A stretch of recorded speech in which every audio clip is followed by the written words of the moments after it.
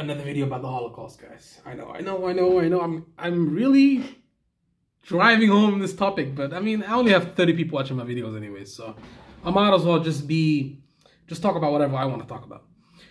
So, damn, let me get my water, man. Fuck. It's fucking hot. It's fucking hot, man.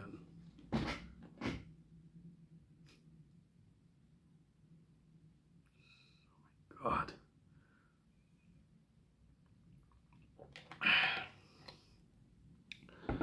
But just before I go to jiu-jitsu, because I'm gonna head over to jiu-jitsu soon. The drawbridge is up, the bridge is up, so I have to go all the way around the fucking city to take the next bridge down there. It is what it is, man. Why the fuck did they close the bridge, dude? Why the fuck did you close the bridge? Now I have to go all the way around. It is what it is, that's life. But let's talk about the Holocaust a little bit. I was watching the documentary on how did the Holocaust come to be. So the first three questions you got to ask yourself is, why were the Jews killed? How come nobody could stop this from happening? Okay, why were the Jews killed? This is it would be very simplistic for me to answer the question with, because Hitler viewed them as undesirables. He viewed them as the people that... The simplistic answer is because the Nazis were bad and they wanted to kill the Jews. The real answer is because Hitler basically made them the scapegoat. He basically made them the scapegoat for...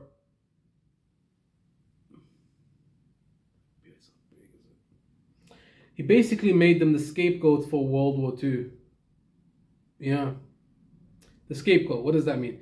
A scapegoat is someone that's blamed for something when they didn't do it. Like a convenient person to blame when something goes wrong, and you blame that person and you say, hey, that's the person that did it. But they didn't. Someone else did it.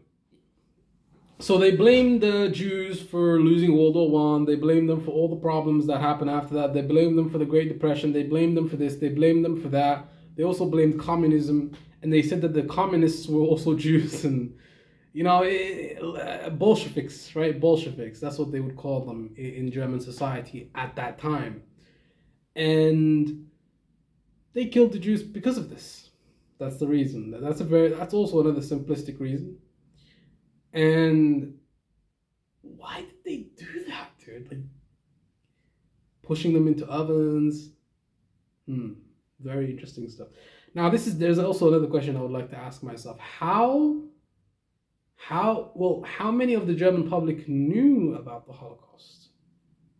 Now, this is a very controversial topic. I know I'm going to piss some people off by talking about it, but that's fine.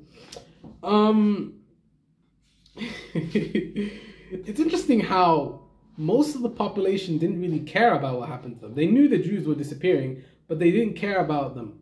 They didn't care about them disappearing. A lot of them sold them out to the Nazis, to the Gestapo. Now let's move on to the next topic. This is a very controversial topic, and a lot of people are gonna be pissed at me for making this video. But honestly, I could really give a fuck. And what's going to happen is soon, the National Archive in the Netherlands is going to be releasing 300,000 files on Dutch collaborators during World War II. So you would be able to search up a victim. So you would be able to find a victim's name, search it up, and then you would be able to see who was accused of betraying them. That's a few years later. It's in 2025. It's like two years left before they release them. Because they've already assumed that everyone is dead that was linked to the Holocaust. Did you guys know that the highest percentage of Jews were killed in the Netherlands as opposed to everywhere else? Per capita, if you look at their population. Why were they able to take so many Jews? Well, because the Dutch were very good at keeping records, just like the Germans were. But they went a step further, because when they have their national registry, they also put the religion of the person on that register. So the Nazis were able to take over, and then they took over the records, and they were able to see, hey, this person's a Jew, this person's a Christian, this person's, I don't know, atheist. Atheist Gulag. Get the fuck out of here, bro. So basically, the Nazis would find all of the Jews because the Dutch were able to keep such big records of people that were Jews. Simple as that. It's not really that hard to figure out. Very simplistic answer needed for you. So then they were able to find all of them. And they killed all of them. Most of them, right? And Anne Frank.